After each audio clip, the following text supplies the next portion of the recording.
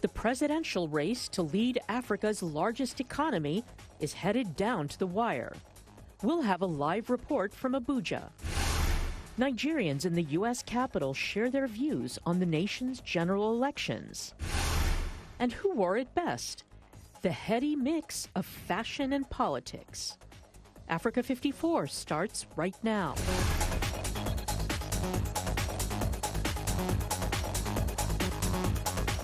Good evening and welcome. I'm Vincent McCorry. This is Africa 54. We want to first go to Nigeria, where Nigerian voters are set to cast their ballots on Saturday to elect a president and members of the nation, or rather Africa's biggest economy, and voters are heading to the polls for general elections on Saturday. Political observers are predicting a tight race between President Muhammadu Buhari and his chief challenger, former Vice President Atiku Abubakar. Africa 54's Paul Ndiho reports. Campaigning in the Nigerian presidential election enters its final days, and the wealth and patronage network of the two main parties are driving the country's politics. President Muhammadu Buhari and his All Progressive Congress Party recently held a pivotal rally in the heart of Lagos. At the rally, Buhari told thousands of supporters he would continue to act on his election promises from 2015 victory to rid Nigeria of endemic corruption, fix the economy, and tackle security threats. And I assure you that the promise we have made 2015, based on which you elected us, we made tremendous progress, as I mentioned, by those who told you what this administration is doing on security, economy, and fighting corruption. Haija Adekoya is an avid supporter of APC, the ruling party. She says President Muhammadu Buhari has made good on the fight against corruption. Why I support Buhari is because of the corruption.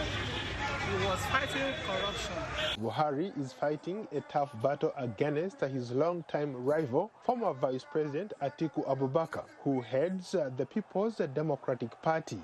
Beyond general pledges to tackle corruption, Abubakar is primarily focusing his presidential campaign on how he will further stimulate the nation's economy. According to Bloomberg Financial Organization, Buhari says his economic plan will significantly focus on reforms to boost the oil and non-oil sectors, while Abubakar says he will pursue a more market-friendly policies. Abubakar's Get Nigeria Working Again slogan not only plays on his image as a successful businessman, but highlights what he believes is incumbent Muhammadu Buhari's alleged failings. We want to have less government involvement as far as business is concerned. Abubakar says security is also a top priority. I will restore peace in the Northeast, and we will restore total peace in Nigeria. This year's campaign is the fifth time Abubakar has run for Nigeria's top job, given his age 72 and the country's increasingly young population. It may well be his last. Muhammadu Buhari, 75, who has dealt with some health issues and has sought a treatment outside the country, could also be running in his last campaign. Political analysts say voters in Africa's most populous nation and the leading oil producer are hoping to use the ballot to deepen the quality of democratic governance. Not long ago, demonstrators took to the streets in Abuja, protesting the removal of Nigeria's Chief Justice for allegedly breaching assets declaration rules for state officials, a decision that drew worldwide criticism ahead of Saturday's presidential election. Paul Ndiho, VOA News, Washington. U.S. officials met with Nigerian officials at their embassy here in Washington on Wednesday as part of an effort to dispel rumors that the administration of President Donald Trump is favoring one of the candidates in Saturday's vote. You hear rumors all over the place that, oh, America is taking side and things like that. So it was good they came, you know, to shed the light that, no, they're not taking sides on anyone, but they are open and they are supporting a free, credible, transparent election. And that is what we all Nigerians, you know, are looking for. You know, a president that, a candidate that will achieve, you know, come up at the end of the day, that has the credibility, that is courageous, that is passionate, that's, you know, are ready to serve the Nigerian nation. So I like what the United States did, just to clear the doubts that the United States is supporting a particular candidate and not, you know, so it was really good. And I'm happy that Nigerians, within a very short notice, was able to come out, you know, to listen to this. We don't actually know what they term as credible election. Credible election is where, in my own definition, where the voters' vote will count. But in Nigeria, we are not sure whether people coming out, staying under the sun and rain to cast their vote, whether their votes will count. But the best thing is to make sure that INEC will devise a means whereby the votes casted must be counted at the spot there, instead of carrying the votes to somewhere else where it might be, you know, diluted. What will really constitute a credible election in Nigeria?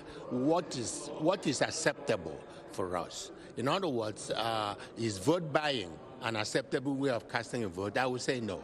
I'm a political science professor. So I've been teaching politics, and electioneering is one of my major areas. In other words, if Nigerians are allowed to exercise their freedom fair and fair, regardless of who wins, then we can say it's a credible election. But if there is intimidation, if there is vote buying, if there is chaos, then that will not give us the satisfactory answer. Well, the race for the Nigerian presidency remains extremely tight, and there appears to be no compelling differences between Buhari and Abubakar on the key policy issues.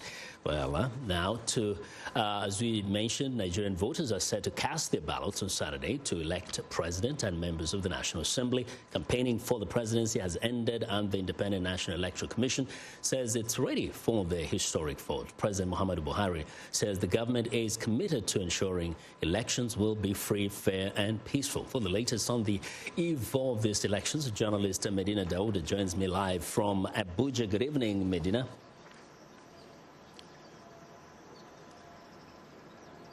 Good evening. Yes, now, of course, we've had these guarantees from the government that there will be free, fair, and peaceful elections. Those are the kind of promises you hear every time there's an election. What is it that the government is doing that makes people have confidence that there could be some difference this time around?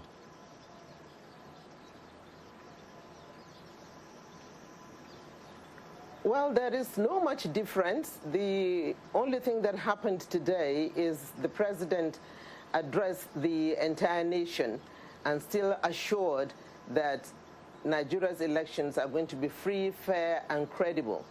For now, that is all that we have. That is all that Nigerians can hold on to.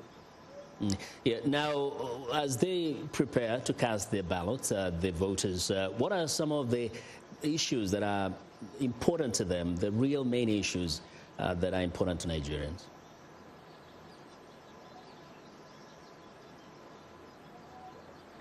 Well, the real main issues are that some Nigerians are complaining they do not have the permanent voters card. But INEC has assured that Nigerians are fully ready. They said we have 84 million Nigerians that have registered for these elections. So those that are exercising fears, those that have not received their PVC, are still struggling to see if there's any other way that they could be able to exercise their franchise. They go to where they have registered and try to find their names and see if they can cast their votes. That's all that we were able to find out between yesterday and today. If we can tie that in also with the issue of security in some parts of the country, there were concerns that some people say up northeast may not be able to vote because of security. Is that still the case, or has that been resolved?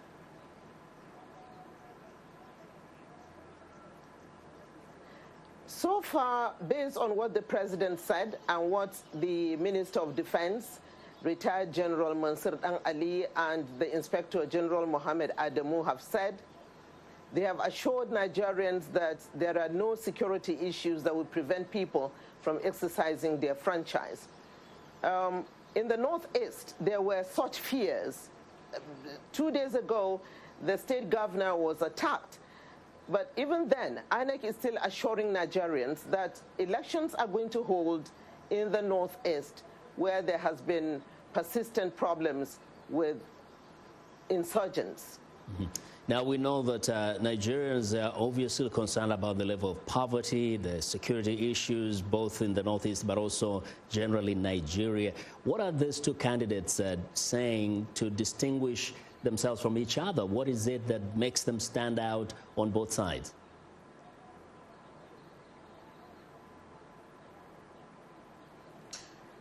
Well, there's a little bit of difference on what they have been telling Nigerians. President Muhammadu Buhari has been more consistent on the three key issues that he said he was going to tackle when he came into power in 2015.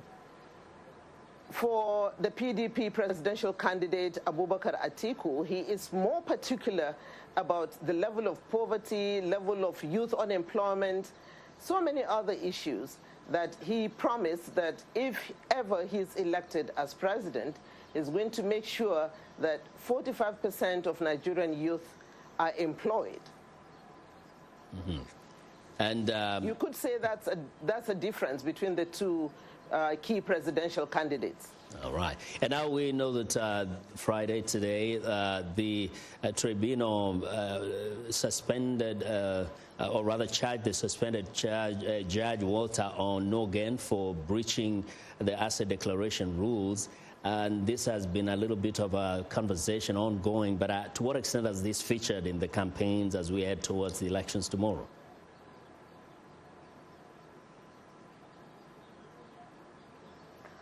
It greatly featured during the campaigns. The opposition are saying the suspension of the CJN is wrong timing, that it shouldn't have come at this critical moment of Nigeria's elections. But the ruling party is saying the man has been under scrutiny for almost a year, and that the people charging him, or the EFCC, have just confirmed that he has to be charged. So they just did it now, you know, regardless of what is happening in the country. But the opposition have been greatly against the move. As far as they are concerned, there's something fishy about suspending the CJN at the 11th hour that Nigerians are expecting to go to the polls. Well, definitely very important time for Nigeria, and the world is watching. We will be hoping to hear from you a bit more later. We thank you very much, Medina, for joining us and reporting so excellently from Abuja. And that is journalist Medina Dauda reporting from Abuja, Nigeria. Now, all this week we have brought to you profiles on men and women of all ages and all walks of life in Nigeria. They are talking about what they hope for their country and what they expect from Saturday's elections. In the finale of our We Are Nigerian series, let's hear from two more Nigerian citizens, Awal Umar Othman and Saleh Usman Garba.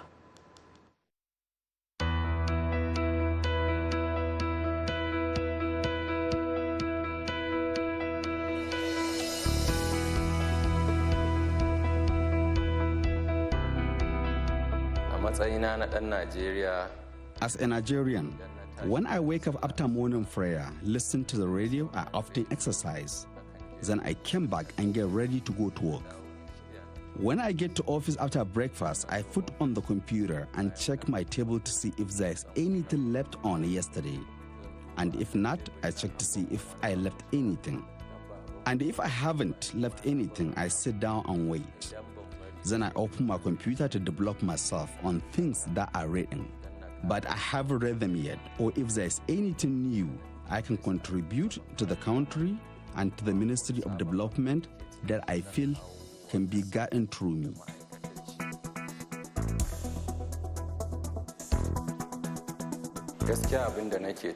Honestly, what I think, what is always on my mind, the biggest challenge we have in Nigeria are the youth. The youth don't have direction. Like me, for instance, since I was about 16 years old, I knew that even if you are 100 years old, anything you don't bring to your child to do, I won't do with you. You won't give me money to be a political thug. You won't put me in a situation where people make a reference to me in a negative way. Number 1, education. Number 2, business. Number 3, government should find ways. Not everyone has to work for government.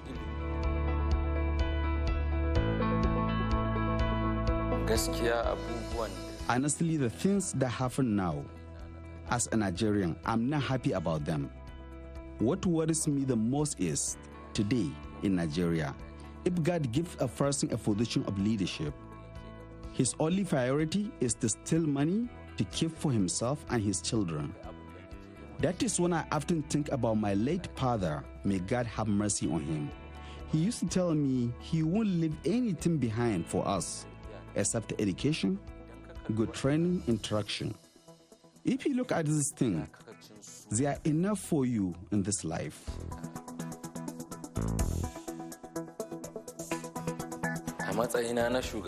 As president of Nigeria, Nigeria is a big country with a lot of people.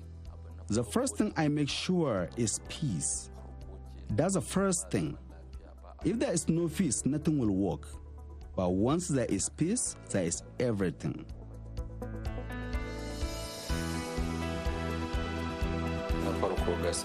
First of all, honesty, trustworthiness, patriotism. These are the things that I want every leader to have. Because primarily, if you are patriotic, if you feel as a though you can give your life for your country, then anything is possible. And everyone will be afraid to touch your country because you are president.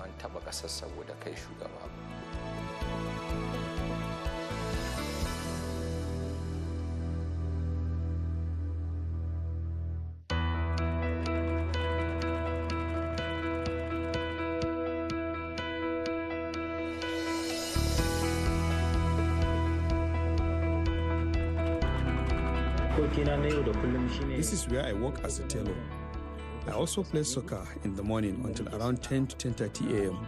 I will later go to my shop and spend the rest of the day working until around 7 to 8 p.m.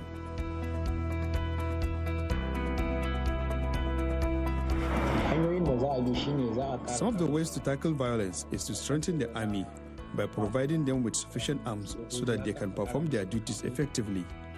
There's also the need to empower the youth with vocational training like tailoring. In this shop, we can train a lot of children. There's also the need to improve the education sector.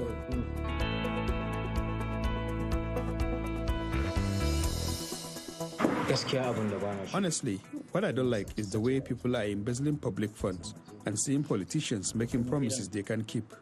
This retards development. That is what I don't like in my country, Nigeria.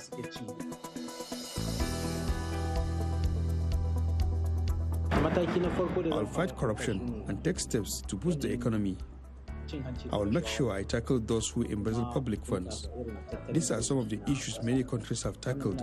I will also fight those smuggling contraband along our borders.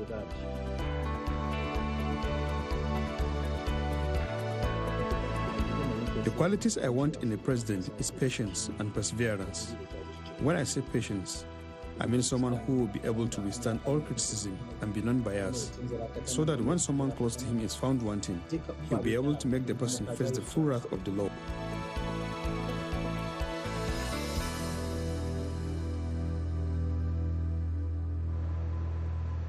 Nigerians here in Washington, D.C. are also weighing in on Saturday's election back home. Viewers Paul Emile Chabrel spoke with some of them.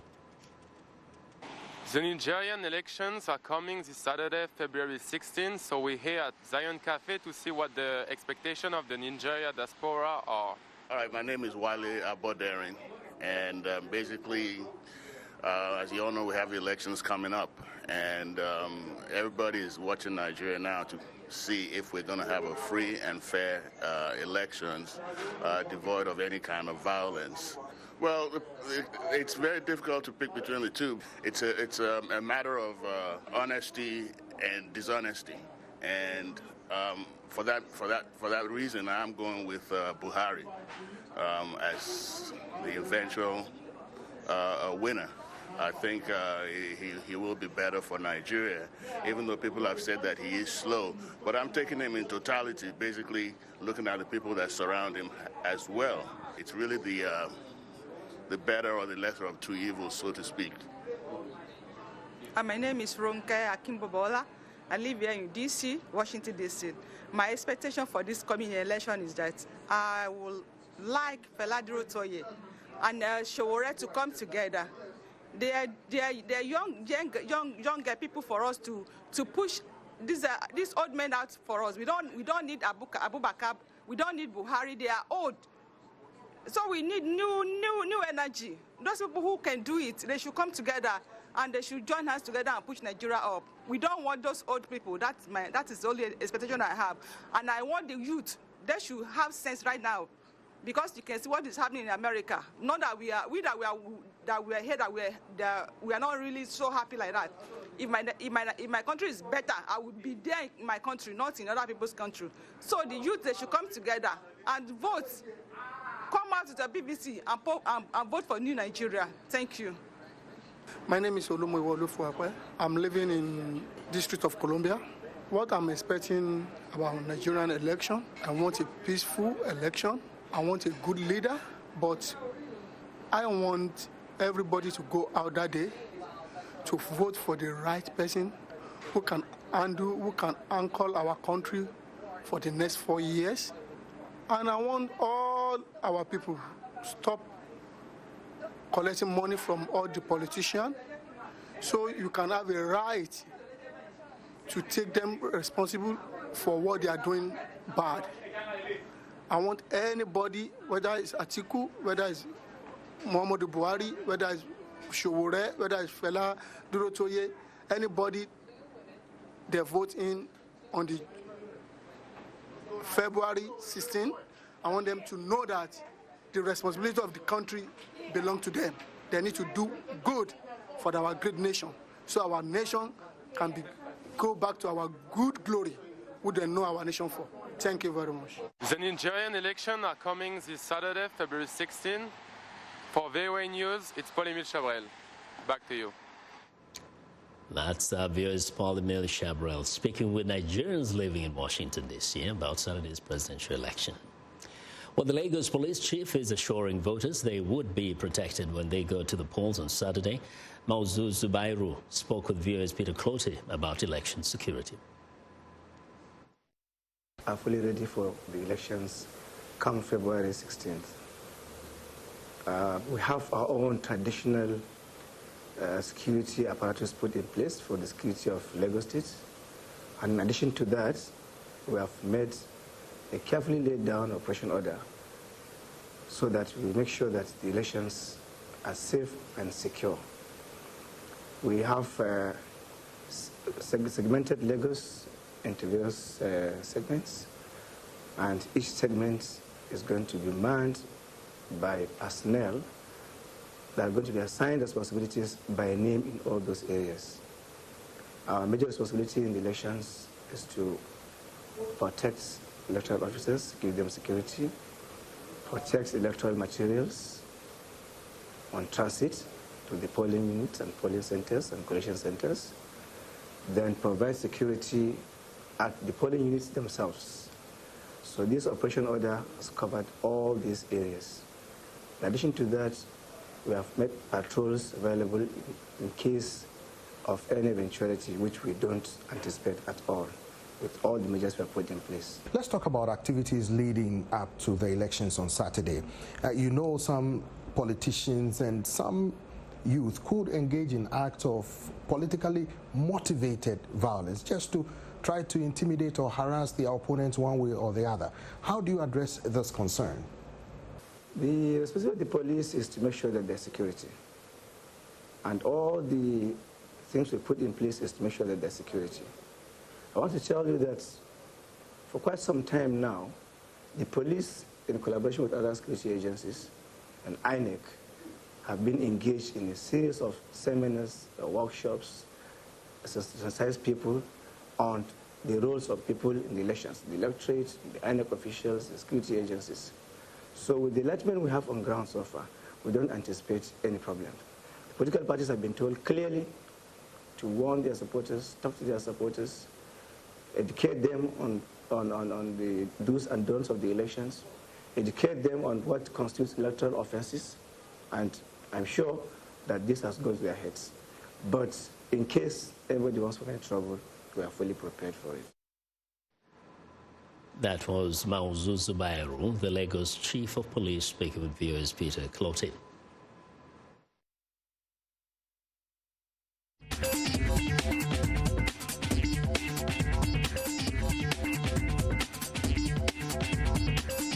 Well, here's what's trending. When Nigerian politicians do battle for votes, it's not just about speeches, billboards, and campaign slogans. In Africa's most populous country, candidates also try to outdo each other with what they wear. Candidates campaigning in Yoruba strongholds often wear an agbada, which are loose-fitting robes. In the Igbo parts of the country, they usually wear isiagu, which is typified by a red cap with a lion's head printed on the tunic. Rallies in Hausa cities mean they will wear a babanriga, which are also embroidered flowing robes. Now, this convolution of ethnicity, religion, and politics means politicians will grasp at any available thread in the country's cultural fabric to establish commonality with their electorate. And in other fashion news, a humble one-room shoe factory in Bulawayo, Zimbabwe is quite literally defying the economic odds. Founded in 1994, the Cottony Boot Company has become a global cult brand in handmade footwear. Despite a downward spiral of Zimbabwe's economy, the 14 staff at Cottony have their hands full to keep up with the increasing international demand. Cottony boots have soles made from natural tree rubber, imported in blocks from Malaysia, and uppers made from the hides of Zimbabwe game such as buffalo, kudu, wild beast, and crocodile, and sell between $140 and to $500. And that's what's trending today.